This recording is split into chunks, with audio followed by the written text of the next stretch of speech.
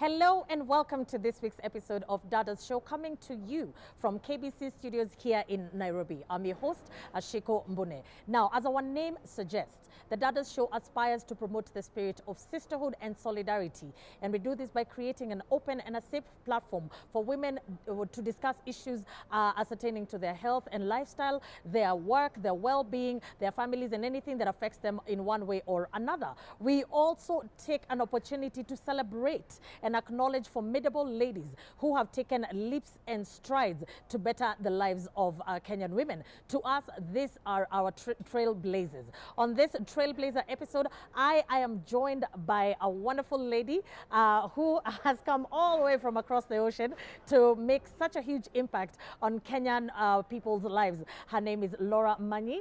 Welcome so much to the Dadas Show. And she has committed her life, her well-being, her finances, her know-how, her expertise to offering support to amputees, sometimes literally. So to find out more about her, you'll have to wait till the break. But for now, please join us to keep this conversation going on all our social media platforms at KBC Channel 1. You can also join us on our newly launched Facebook page at Dadas Show KBC. We look forward to hearing your feedback, your questions, your opinions on this and any episode that we might have aired before. But for now, let's take a look at the following feature. The World Health Organization estimates that 1.5 million people have limbs amputated annually, with diabetes and accident being the main reason. The number of Kenyans in need of prosthetic increases daily. Globally, there is an extreme need for prosthetic and orthotic treatment. In addition, the estimated number of individuals living with lower limb amputations is 65 million. Amputation is the removal of all or a portion of body parts. After the limb is amputated, further methods can be applied to lessen complication and enhance the functioning of the remaining part of the limb. To ensure that there is enough soft tissue and muscle covering the remaining portion of the limb, these include shortening and smoothing the bone. In order to reinforce the remaining part, the surgeon then stitches the muscle to the bones. There are different types of amputation. Doctors categorize amputation types first into upper amputations and lower amputations. Upper amputations involve the fingers, wrist, or arm. Lower amputations involve the toes, ankle, or leg. Prosthetic companies have played a leading role in reducing the number of amputees in the nation who lack access to high-quality prosthetic services.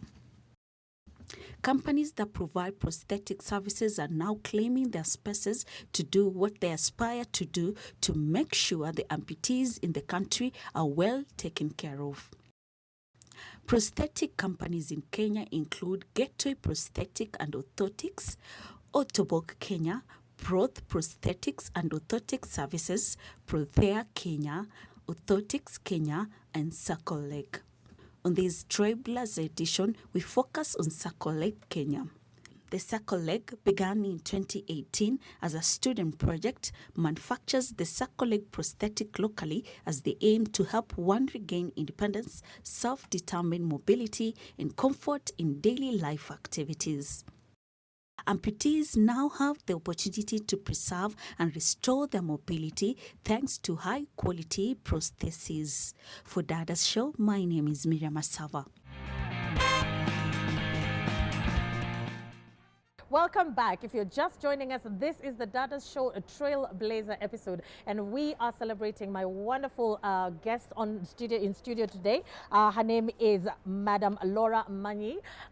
She gave me a small tutorial on how to pronounce her name. I was using the wrong syllables where they're not supposed to be. But thank you so much, Laura, for making time to join us today on Dadas Show as we celebrate the impact that you are having on the lives of Kenyan people, Kenyan women, Kenyan men, Kenyan girls, in your role, the role that you play, especially in supporting amputees. So welcome so much. I'd also like to acknowledge my wonderful audience who have joined us today for making time each week to come and sit with me as we discuss contentious issues affecting Kenyan women for a better Kenya, for a better tomorrow, for better lives. So asanteni sana. I'd also want to appreciate you at home for tuning in today for this episode of Dadas Show. We really really appreciate your presence. We appreciate your feedback. Keep me engaged on all my social media platforms at Ashiko the host. I am looking forward to your questions, your remarks, your feedback, your critique. We are always looking forward to hearing from you. So to get the ball rolling, I'd want to start off. Who is Laura? You know, tell us a little bit about Laura. What was it like? You know, what was your childhood and upbringing like? Then we can get to how you found yourself here in Kenya. Yeah, exactly. Yes. Thanks a lot, Ashiko, for this invitation. I'm very happy to be here, actually, to share a little bit of my stories. I hope it's going to be inspiring for many. Yeah. So I'm Laura Magni, and the name sounds very Italian. So I'm originally from Italy, from actually a very little village in the north of Italy. And I was born, despite like nowadays I'm really all over the world, Yes. I really am from a very small village, and I was born in a farm in a countryside, actually, in the same house where my dad and my grandfather were born. Yes. And I was living actually with my family. I mean, I only have a sibling, a brother. Yes. But I was living until I was 5 years old with my cousins and my aunts and so on. So I think this is very So it was similar. a big family. Exactly. Yeah. We spent a lot of time together. I was quite shy as a child. Yes. Also because I was kind of the little and the only girl of the Yes. family. Yes. But I really had a lot of inspiration and admiration for the women in my family. I think this comes really hand in hand with the topic today. Yes. Especially the first one for sure was my mom. I come from a family that half of it is actually very entrepreneurial, more conservative, the side of my father. Yeah. And then the side of my mom, they're all musicians and all artists. Oh wow, they're artists. So I came up, when I was growing up, I really had these two worlds, and at the beginning it was a bit difficult for me to understand how to marry them and how to find my position actually in there. But I feel like now, after years and years, I really think it was absolutely an asset and a skills that they gave it to me. Them. Exactly. Yes. And it's a little bit how I am. I have a very let's say, pragmatic. I mean, I will also go forward I'm an engineer by profession, so I really studied and I really use a lot my pragmatic side, but at the same time I also have a lot of love for art and for music and for dance and so on. Yes. So I grew up in this little village, and then I moved into a bigger city to actually do my studies. And until 18 years old, I maybe went out of Italy one time, and I was speaking just Italian. Yes. So I come from a very conservative family in that sense. Yeah. But I had very inspiring teachers in my primary school and in my high school, especially my philosophy teacher. She's a woman, Yeah. and she really started to change my perspective towards actually the world. Yeah. So what are my beliefs? How can I actually experience? Really understanding what can I really bring and contribute, and really starting maybe to look at certain standards or certain values that are given by society, by culture, and so on, and thinking, do I really resonate with them, or what I'm really what are really my vision? Yes. And these, I think, despite, again, my family is all Italian, is still living in Italy. When I was 18 years old, I said, okay, I'm ready to go. And I left actually my country. I was not even really speaking other languages, but I moved to Switzerland, which is a neighboring country, Yes. where actually they speak 4 different languages. And my parents told me, okay, you can go, but you need to study something. You need to start university. And then I decided to study mechanical engineering. Wow. And also another environment where there were not definitely so many women. Yes. But I thought, okay, it's going to be easier because I don't need so much my language skills. I just need more math and numbers. And I was very good actually in maths, let's say. So I moved to the French part of Switzerland.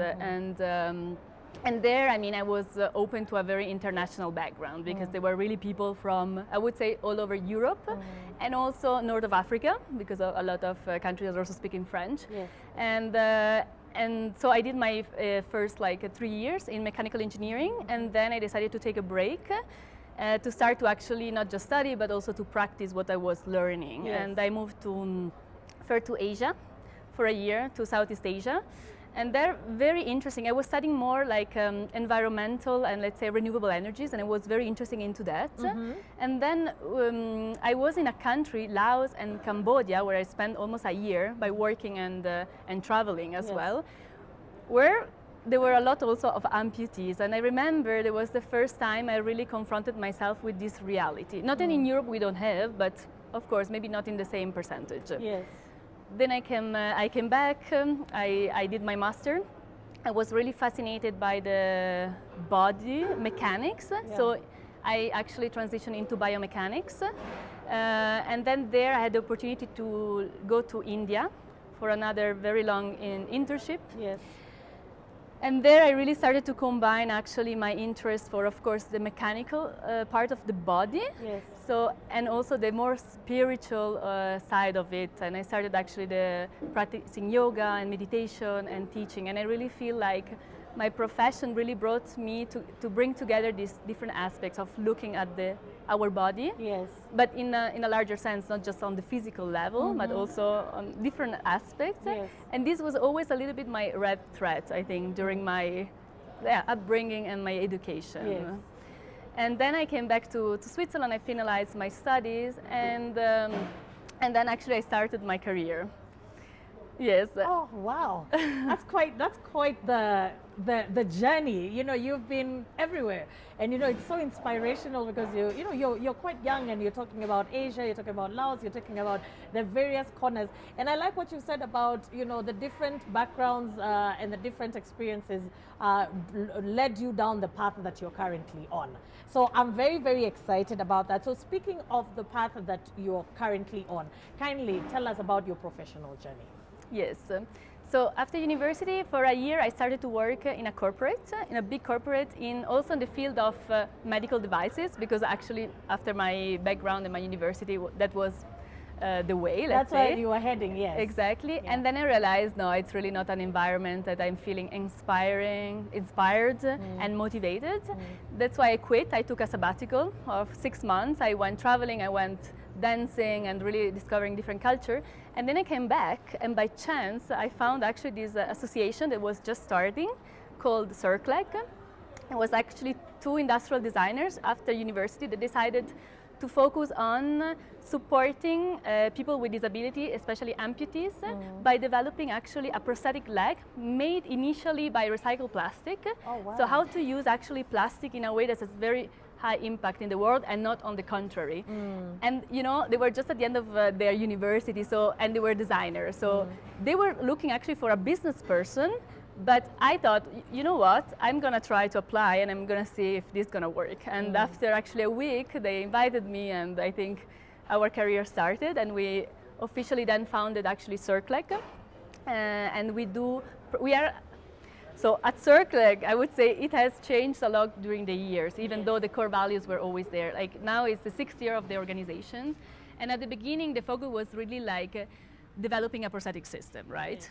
But then, we developed, especially with the focus of Africa, because we had a lot of connections, not just in Kenya, but in East Africa. So different like partnerships, like it could be hospitals, could be clinics, could be actually recycle companies and so on. So we were coming back and forth from Africa and really understanding, okay, what is really needed? So we really wanted to develop together with the people on the ground, with amputees, with professionals, at the same time in Kenya or in East Africa and actually in Europe. Yes. Because Europe we also could have access to like high-level technology, different labs from universities, different private company. And because we were really like with a social angle, so empowering people and amputees, but with high quality technology, we got a lot of support. And I think this was really like why we managed, especially at the early stage of our development. And I think it's super interesting because at the beginning we were like out of university. So it was an idea.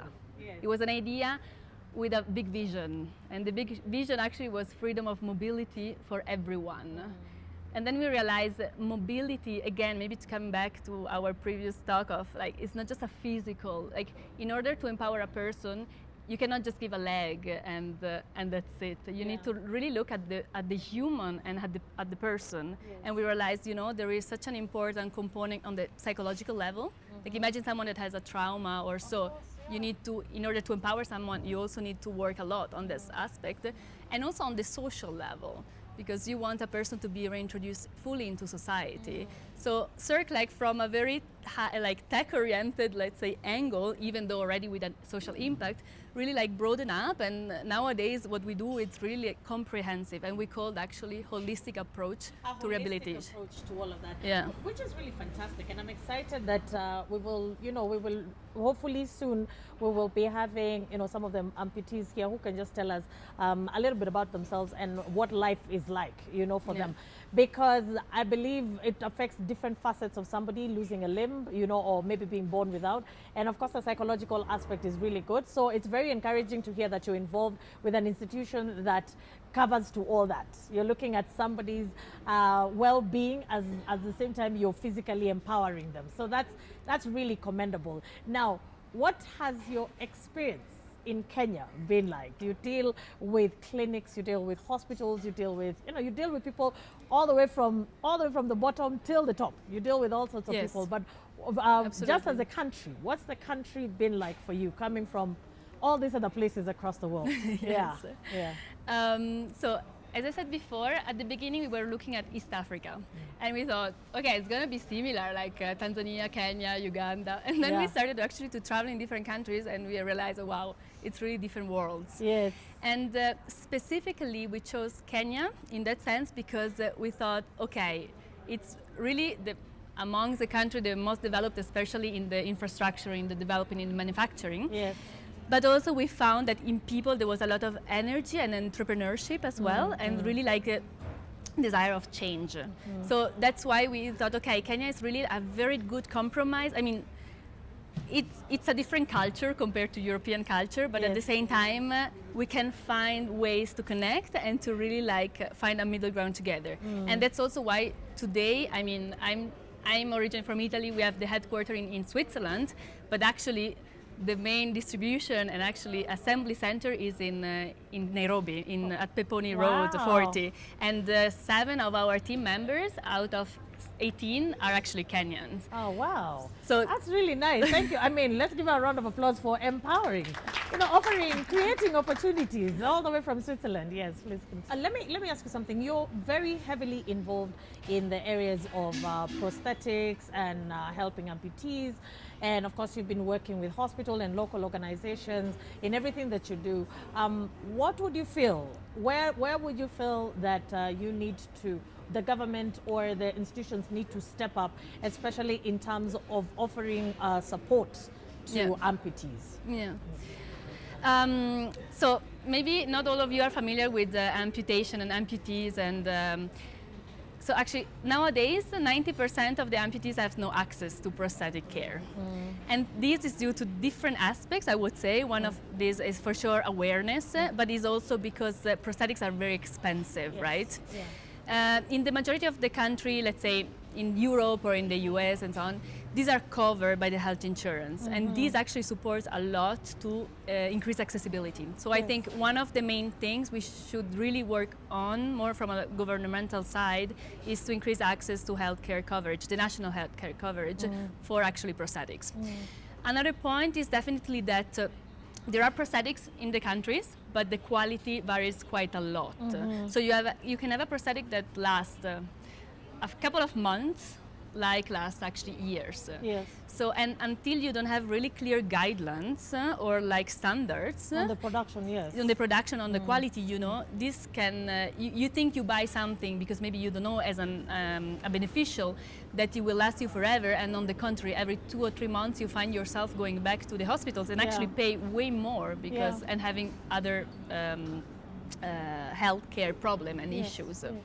So another thing is for sure awareness, like talk more about not just amputation, but I think disabilities. There is a big, what we are trying to work a lot on is, let's say, destigmatization and changing the perspective, how people look at people with disabilities. So thinking, okay, it's something that they have and they need to face in their own life, but for that reason, it doesn't make them less than a human, or like than a person. So really campaigns, I think this would be very beneficial if the government would support more that and would focus more on that, on changing perspectives, for example. And then for sure subsidies. I mean, again, you can imagine that often as an amputees, in order to be back to society, to work and so on, is a big struggle. So supporting especially the ones that just got an amputation to have a prosthetics, have the right surroundings, have the right supports. Yes. So thinking about programs that could actually support especially the lowest income populations. Wow, thank you so much. Those are some really, really good pointers. And to be honest, especially the creating awareness, the subsidies, of course, and even including prosthetics into the health plans that people get. So thank you so much. I hope the powers that be are tuning in and they're in a position to actually be able to do something about it. I hope people will educate themselves more on disabilities, not just amputations. So what's next for Laura? So, I mean, as you see, my life now, it's turning a lot around CircLeg. Yes. And I'm traveling really like in different areas because we are, of course, we are present in Africa, but we are trying to open as well the Latin American region and so on. So I'm really a lot on the way. And of course, I think my next step in the coming years is also to give space, not just to that, but eventually also to a family and to go into the directions and learning to really like balance my life, the work life, but also my personal life, and really give enough space to that. Yes. So I believe I will not stop traveling, but maybe with in a different way. Oh, wow. We are honored that at your stop in Africa, on your great journey across the globe, you not only have made such an impact on so many lives, but you have also even graced us with your presence today. And I know you're truly, truly inspirational. There are people who are watching you at home and are thinking, oh, she's so young and she's so accomplished. And I'm hoping that you're inspiring somebody at home to say, you know what, just because somebody came from a small village in Italy where they did not speak anything aside from Italian, did not restrict her. She's been across the whole globe. So thank you so much, Laura, for being with us. We are going to take a small break and then we'll come back for the question and answer session. I am sure there's so many people who in my audience and at home who are jonesing to ask questions to Laura. So please don't go far away. We'll be right back after a small break.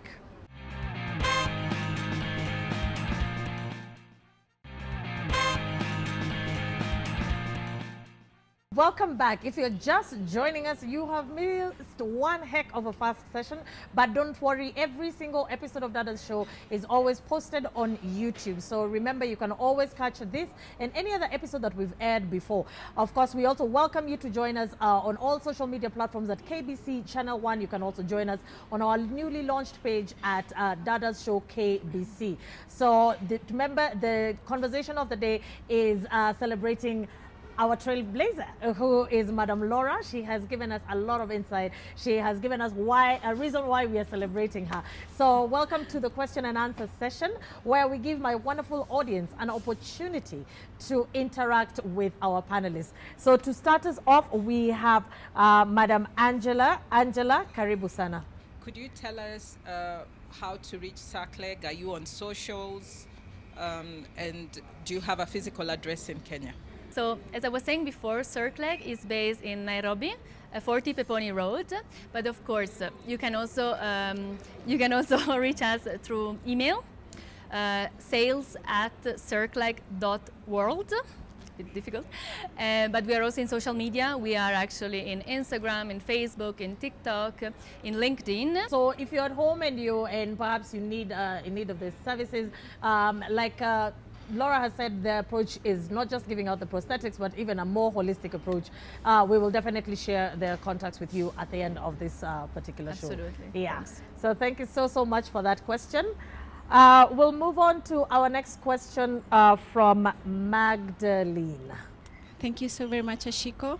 My question, well, I'm a prosthetic user, and my question is, what is the cost of acquiring a prosthetic system from CircLeg? Yes, thanks a lot. Actually, we sell directly to hospitals and P&O centers mainly. We don't sell directly to amputees because, of course, you need also an intermediary, as you know. Depending on the level of amputations, because we fit to below knees to above knees, so the price is actually in between $300 to $600. But then again, this is our standard pricing. Of course, we also work together with different institutions and donors that allows actually to subsidize the prosthetics and provide it to a lower cost. Yes. Oh, that's very encouraging. I like the fact that you're saying that you work with people to subsidize, because you're taking into account that the different income levels Exactly. that we have in the country. So thank you so much for that. Magdalene, I hope your question has been answered. Our next question is from Mr. Emmanuel. Yes, hello Laura. Hello. My question is all about the mental aspect of it. So as we all know, for someone to become amputated, you must undergo a very painful accident, maybe a disease that may turn into cancer. So how do you deal with the mental aspect after you have given this patient the leg? Is it just good to go, or do you have a program that you put them into that help them mentally? Yeah. That's a good question. Thank you, Yes. Emmanuel. Thanks a lot for the question. A very important one. As I was saying before, we are mainly manufacturer of prosthetic legs. But of course, to offer the holistic approach, we actually work very closely with different organizations and associations that are very strong in psychosocial support, for example. When someone loses a leg, actually, even before amputation, this person should receive psychological support. It's actually in the whole process. So how do we work with that? It's really like to partner with, of course, hospitals, but also with association. And during the whole rehabilitative process, we actually try to bring always the psychological aspect in. For example, we are also doing training for professional, for prosthetists. And whenever we try to actually teach them how to fit a prosthetic leg, especially like a circ leg, we always bring in a person that is very experienced and has an organization on psychological support, so that the different professionals in the field understand the importance of that. And then internally, I think a circ leg, we also have a community aspect and a community manager, let's say, that really like focus on bringing together like amputees and giving like advice or information. Sometimes we really realize that there is a big lack of knowledge from very simple terms like taking care of your stump, for example, or what can you do, what you cannot do, or to just like listening to other inspiring stories. So we also try to bring together in this community aspect amputees so that they can share, but they can inspire and be inspired. And this is already a very important like help for them. Thank you so much. Emmanuel, I hope your question has been answered. And I think I have to commend you for that, because I think just, different, the people who are born without limbs, the people who get sick and have to lose a limb, there are accidents, there are, people who have been at war.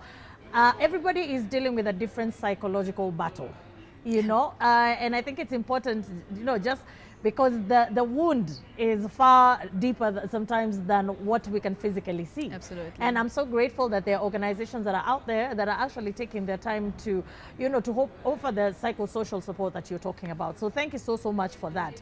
Well, I hope your question has been answered, Emmanuel.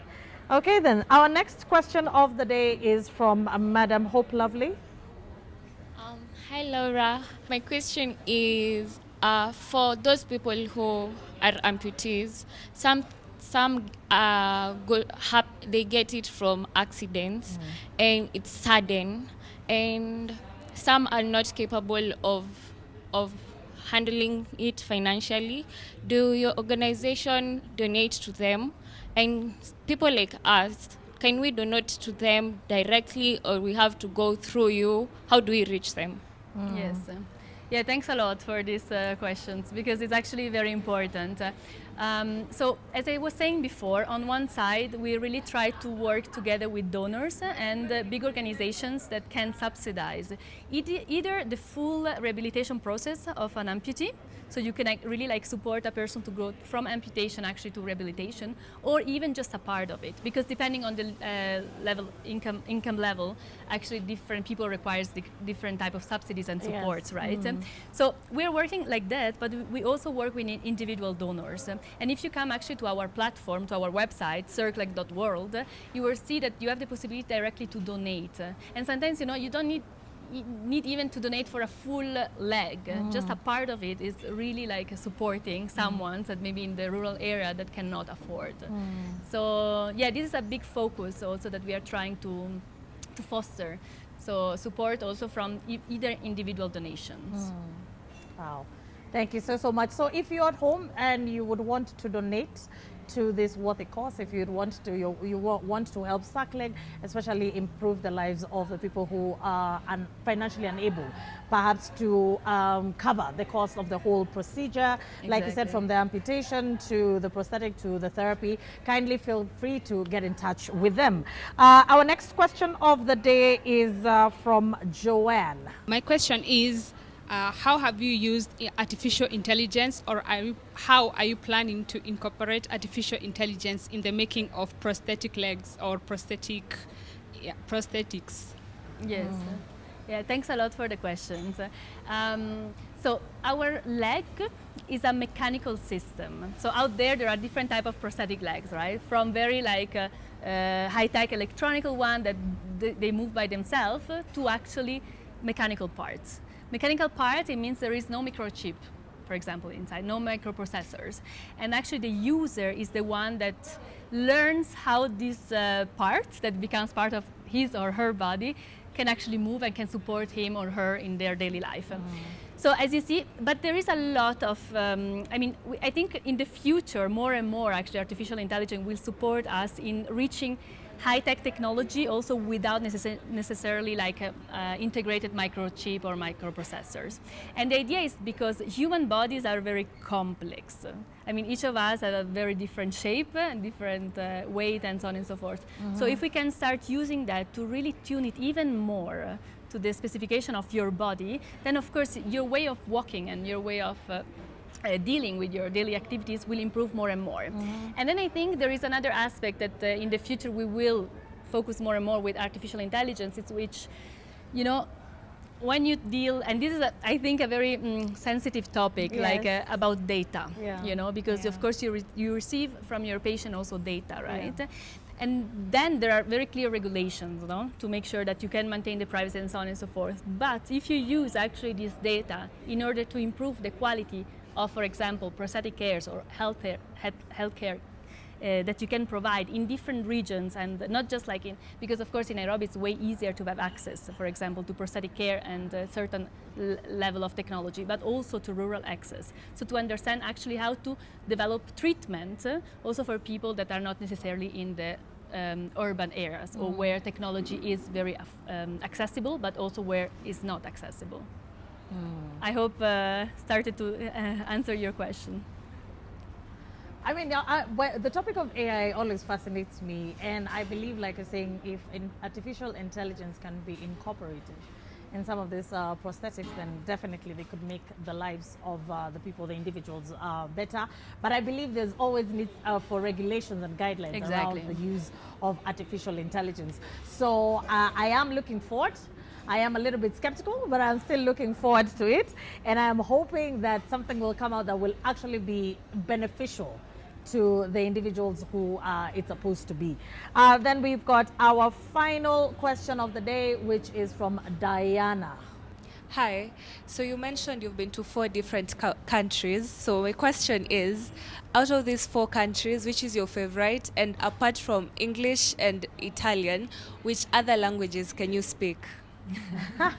That's a nice one. You've been across the globe. Which is your favorite so far, so that we can live vicariously through you? And what are the languages that you speak? Yes, thanks. I mean, this is a bit of a tricky question to be here seated in Kenya. Yeah, we have expectations. No, I mean, I think what is important for me is a country that has a sea, that has good food, good people, and that loves to dance. Yeah. And I think Kenya covers probably all of these points. We are good. A round of applause for Kenya. We're good in that area, yes. Yes, and in terms of languages, I speak more or less 6 languages. Oh, wow. But not yet Swahili, which is a bit... We will teach you, we will teach you Swahili. Swahili is pretty easy. Yeah, this is the next one, maybe the 7th one. Oh, wow, 7 languages. Oh, wow. I mean, you truly, you keep blowing me away. I mean, you are truly exceptional, Laura. And thank you so much for coming for the show. I want to give you an opportunity to give us, a final word, our takeaway on anything. It could be our conversation of the day. It could be some words of wisdom. As our Trailblazer today, kindly give us your parting shot. Yes. So I think especially to women, I would really like wish for all of us to really believe in who we are and really like to always keep a certain vision, you know. Then, I mean, life comes in, I feel, and brings you to many different deviations and challenging and so on. But at the same time, having a little bit this visionary view and at the end, kind of being very anchored in what happens in the present moment. So this for sure. And also that the difficult moments, because I had also a lot of difficult moments that maybe we didn't talk so much about here, are really the one that taught me and made me becoming the person I am. And so really like hold on and yeah, keep your dreams alive. A round of applause for Laura. That is truly inspirational. When you think about the challenges is the fabric that makes us who we are. I mean, I'm also a firm believer of that. What doesn't kill you makes you stronger. Speaking of challenges, share with me some of the challenges that you have experienced, because we're talking about challenges being the fabric that makes us who we are. So share with us some of the challenges. You did biochemistry. It's a course, it's in a field that is predominantly male. How was that for you? Yes, exactly. This is definitely a topic of my life, to be actually surrounded by a lot of men, since I'm quite young. And I would say, what I realized is that, of course, men and women have some differences, no? And the challenge was really also during my studies, I was studying biomechanics, to kind of keep the expression of who I am. So I don't need to become actually, or kind of import, let's say, the quality of a man in order to be able to success in my exams or like in my careers and so on, but keeping also the aspect of being very empathic, of being very also vulnerable sometimes, or being very able to listen and to combine it with my technical skills that comes from such engineering studies, for example. So it's really like this dance between, and I think it comes back to what I was saying at the beginning, having these two sides. Yeah, growing up with the families, yeah. Exactly, no, that one is very entrepreneurial, very like goal-oriented and so on, and the other one is more about being aware of the complexity of life and bringing also a little bit of art and fun and beauty into that. Yes, and I think this can have actually a very positive impact also in universities or amongst the different like friendship and so on. Yes. Oh wow! I mean, that's definitely, you know, so it's good that you've mentioned that keeping your individuality was always something that was very key to you, and you do not have to embody. Because we always experience that as Africans, when you're here and it's a lady who's in a field that is male-dominated, there'll always be little comments and stereotypes and stigmatizations. Are you trying to be a man? Are you trying to be this? But I'm happy to hear that, you know, you can be as feminine as you want and still be able to pursue your dream. And even your femininity is what is adding, you know, is an added value to making your career a success. So speaking on, you know, still on the challenges, how has it been launching a company, let alone launching a company in a different country, launching a company just, you know, in a field that has not been explored too much? No, exactly. Yeah, thanks for the questions. I think because we are 5 co-founders, right? And all more or less in the same age. So you can imagine that we started actually this company more or less after a few years of career or after university directly. So we had a part of our side that was very naive. None of us knew actually about prosthetics, even though there are actually big players in the sector. And at the beginning, so many people were like telling us, guys, you don't even know exactly what you're doing. But I think at the end, this was really one of our a point in our favor, because of course we were always very open to listen and to learn. So we actually try to have a lot of interactions, and we even in our company we have a lot of this feedback culture, you know. We want to receive also feedback where you can improve, you know. But at the same time, this naivety really allowed us to access to new ideas and really, because, you know, when you say, okay, we are building up a company in medical device, so extremely regulated in Africa, which is also a complex market, I would say, worldwide. So we were, and like 5 young people and so on. So I think that really allowed us to really dream big and like achieve our mission and our vision. So. I like how you look at the challenges as actually like a bouncing board for you. You know, you're not too transfixed on, oh yeah, you know, people, the naysayers are saying you people are too young. They're also saying you have no experience, you don't know about this. You're saying, no, our youth is actually an advantage because you have more ideas, their creativity is still there, you've got more energy, you've got more resilience. So, you know, but let's go back now. You've already showed how you launched the company. How was it to launch the company, not only in a different country, but all the way in Africa, now in Kenya? Yeah, that was a journey. And again, we didn't do it alone. Yes. And that's why also since the really beginning, we actually started to collaborate with Kenyan people. I mean, professionals, both from a consultancy level, but also actually our team members in Kenya. So we really like try to reproduce actually the whole organizational structure here in Nairobi. You know, we have someone that is really dedicated in business, someone in communication, someone in supply chain, and so on and so forth. And we really get support a lot from lawyers or like experts in the field. So for us was really like taking the time to understand how to better found it, but also receive the right input that alone we could have never done it very clearly. So it's a lot this power of collaboration and being open to learn and to exchange. And kind of continuously shaping actually what Circleg is. And I think this is, I mean, not the last challenge that we will face. Yes. But but you're ready for it. We are ready for it, You're exactly. absolutely ready for it. I mean, I'm also excited for you. So now, back to a little bit of something fun. What are some of the habits that you have noticed that Kenyan people have that have, aside from getting late, we've already established that we are always late, that get you, that you know, are uniquely Kenyan, you know, where if you see that kind of behavior elsewhere, you'll be like, that person has to be a Kenyan. You know, what are some of the habits? I hear we're very notorious for wearing the Kenyan bracelets, you know. There are quite a number of people in the audience who already have them. Like, we forget who we are, where we're from. So, what are some of the habits that you have gotten, that you've seen? So one thing for sure, Kenyan love karaoke. Oh, really? I don't know. This is an experience I had.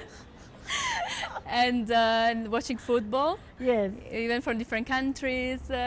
As I was saying before, saying yes to everything, even though it's not really possible. But I don't know. Yeah, probably many more. There'll be still so many more. You'll experience quite a number of them. We all, you know, endlessly talking. We know everything about everything. Well, thank you so much once again. You know, let's give a round of applause for being our wonderful trailblazer of the day.